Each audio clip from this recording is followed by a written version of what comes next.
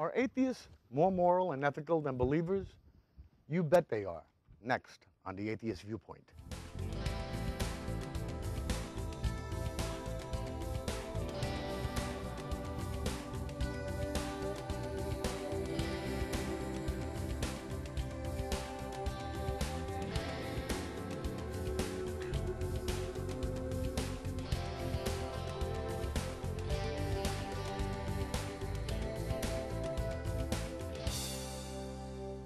Hi, I'm Ron Barrier. I'm Dennis Horvitz. And welcome to the Atheist Viewpoint, produced by American Atheists at the American Atheist Center in Cranford, New Jersey. And it certainly is our pleasure to be here, and we're glad that you're joining us today.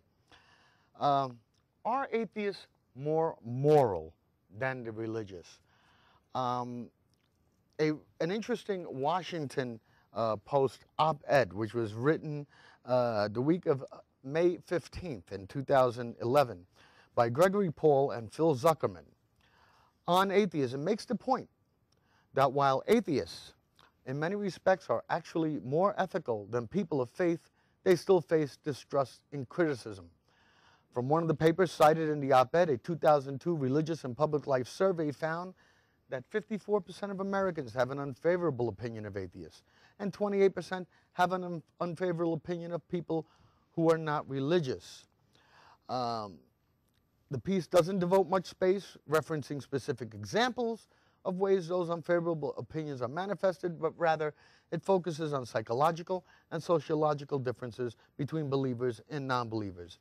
Its point is that while many religious people distrust those who don't believe in God, atheists are, by and large, decent folks, maybe even more ethical than the religious.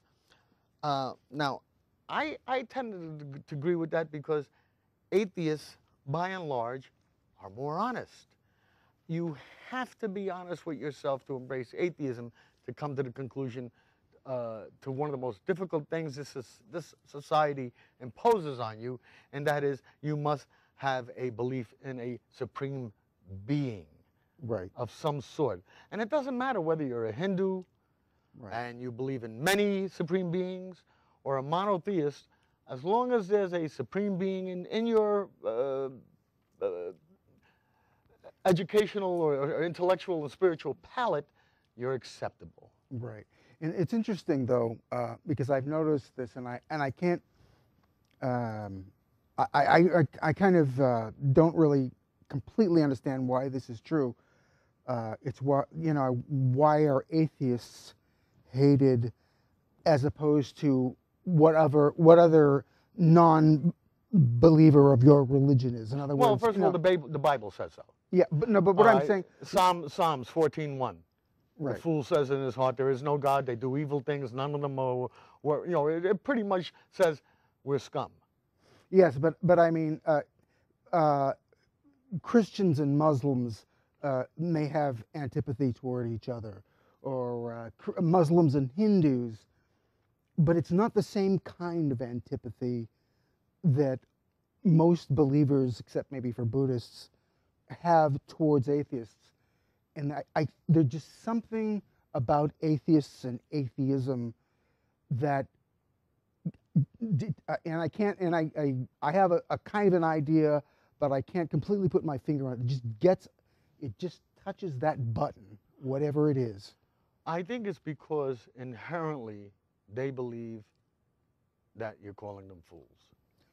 That what they are doing is in fact an affectation. It's made up.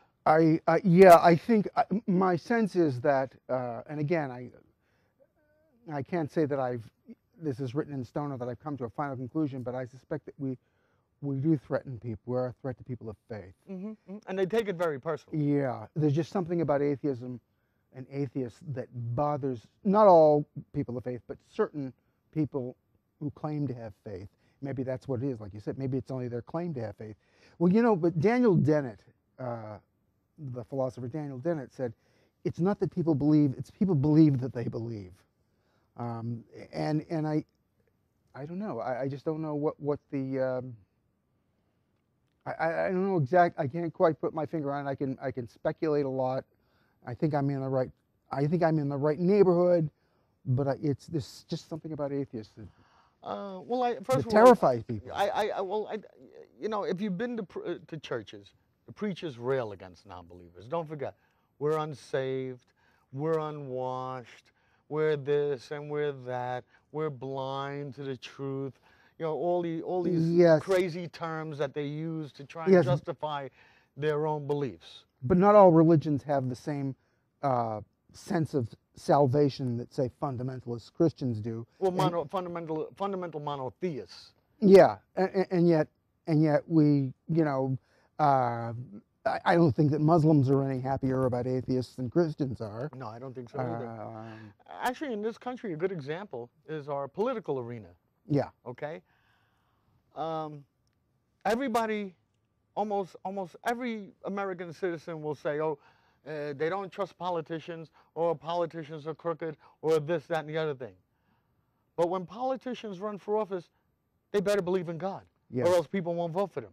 Right. Which leads me to believe that, with the exception of a very, very, I mean, you can count on one hand the Cecil Bothwells in the United States. Right.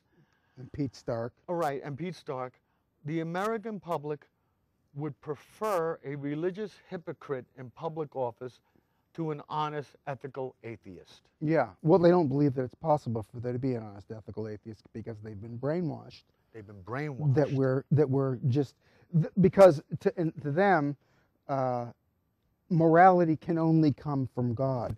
But it's actually been scientifically demonstrated that there's actually the brain is wired for altruism, and there's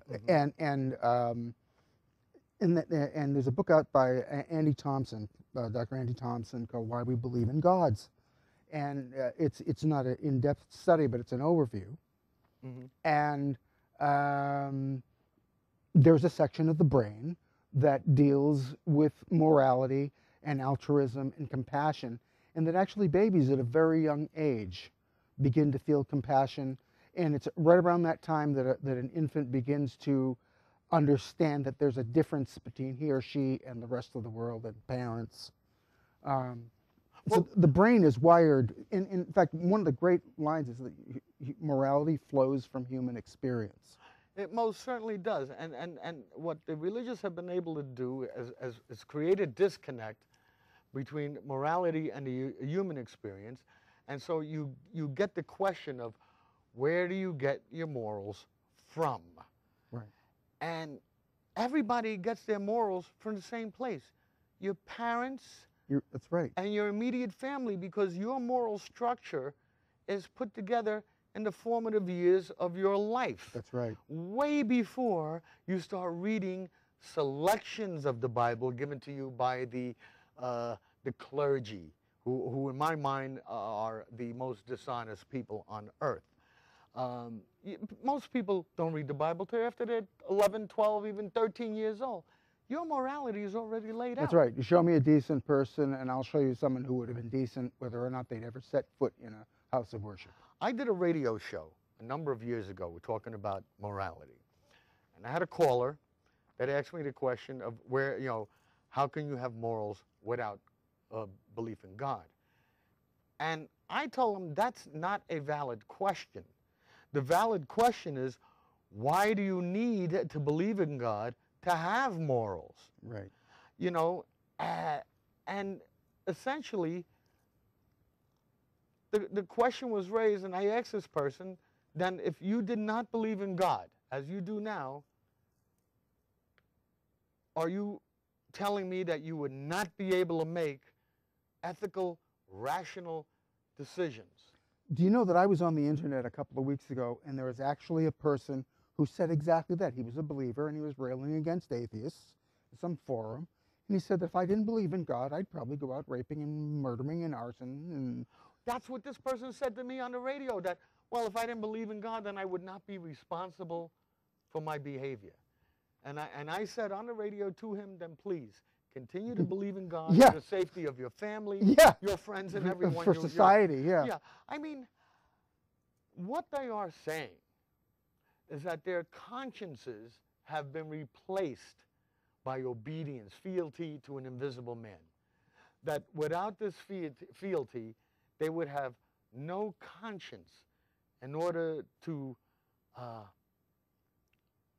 analyze and make rational decisions. There's a very good quote, and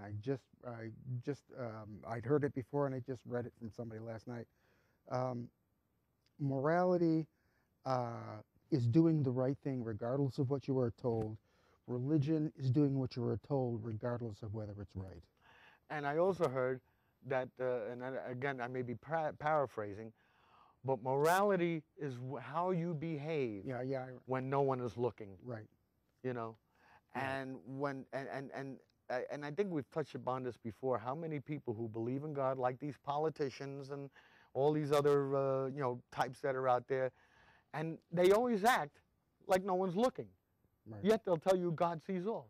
Yep. You know, well, in my mind, someone is always looking, but it's not God. It's me. And if you have a healthy, rational a rational concept of reality, a healthy outlook on life, on the ability to reason thoroughly, then you have a conscience. You don't need a God. You don't need a God to be writing down in his book, oh, well, so-and-so did this, and he didn't do this, and he's going to go to hell, and his sin, he's got mortal sins and venial sins. They add up to venial sins, divide by 2, and you get all that nonsense. And I think belief in God in general and religion specifically, it provides something that atheism can't. It provides certainty. And I think to be an atheist, there are certain points that it's just not easy or comfortable. No, but we're willing to deal with it. We have no choice. Albert Ellis, in one of his books, mentioned that one of the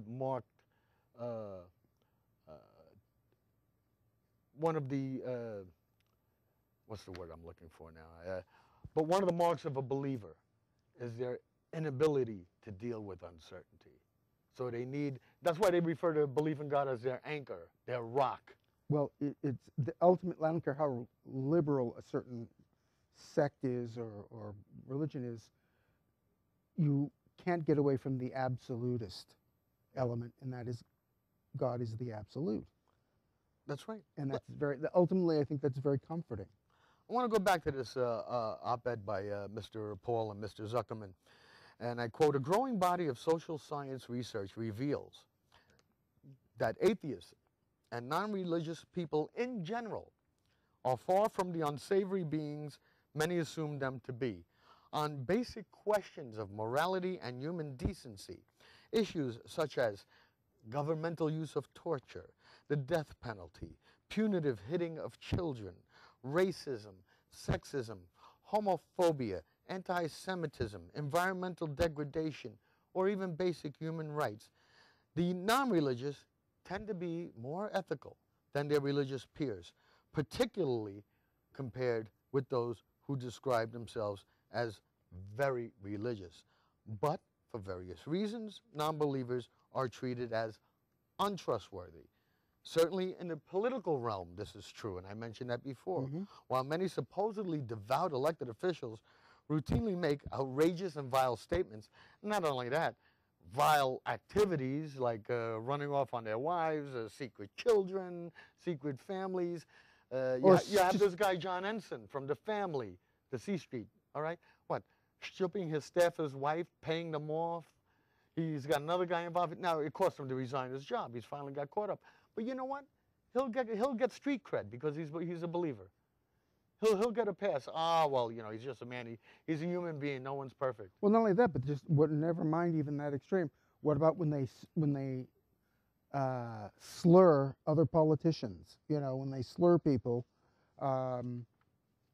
without knowing whether it's true or not. Like Mr. Newt Gingrich, who everything he doesn't like involves atheism. The shooter of Kathy Giffords in with Nevada. Oh, the guy was an atheist. Right. How does this guy know this? Right. Or his other idiotic... No, if it's wrong, immoral, it's an atheist. Yes, right. Or the other stupid statement that if we're on the path we continue, we're going to turn into an Islamic theocracy ruled by atheists. which of course makes no sense whatsoever, but it's Newt Gingrich.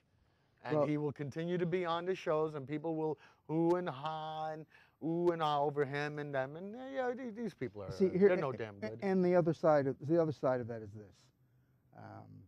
I think if people with that kind of rigid religious outlook find themselves acknowledging the basic decency of atheists or even other people of other religions, Well, so they're going against their Bible then. yeah, I mean, something starts to unravel. Yeah. And they're really, then it starts to, for them, it's a slippery slope. The article concludes that Denmark, which is among the least religious countries in the history of the world, consistently rates as the happiest of nations. And studies of apostates, people who were religious, but later rejected their religion, like getting rid of a crust, report feeling happier, better, and liberated in their post-religious lives. And that I can attest to. I think once you shed yourself of these emotionally crippling shackles of faith, you find out just when you empty the bathwater of religion, you find out that there is no baby. There's no baby. There is no baby. Yeah, people ask about, I see this, a lot of people, well, how can you, you must lead very depressing, horrible lives because, you have nothing to live for and, and all that. But, I think, again, going to subtext, I think the subtext of that question is, you're an atheist, you don't deserve to live a fulfilling life because you aren't reinforcing my faith. So that's what you deserve. That's what it is. It's really. They do seek out reinforcement Yeah, of their faith. it's really kind of they're wishing that on you, but it's framed as a question. It's disguised as a question. You know where you really see it? I don't know if you've seen any of it, but there were a couple of times. There used to be a show, I think, I don't know if it's on anymore, I don't know, Wife Swap. Oh, yes. And a couple of times. I think I know what you're talking about. All right, on a couple of families, not just probably the one you know right now, but a couple of times the families, the wives were switched, and there was a non-religious family, an atheist family, and a super religious evangelical family. And in every one of those programs, invariably, the religious person turned out to be intolerant, right, brutish, cruel, not having a shred of ethical behavior about them. Right. They would scream, they would yell, and then they go home and to their own family, and they were just like, I'm looking at these people and I'm going, why would even I want to associate with this person? Right. You want to associate with the atheist people. Yeah. They're more willing to deal with you as a person. Their beliefs will not be or do not need to be reinforced by what your opinions are.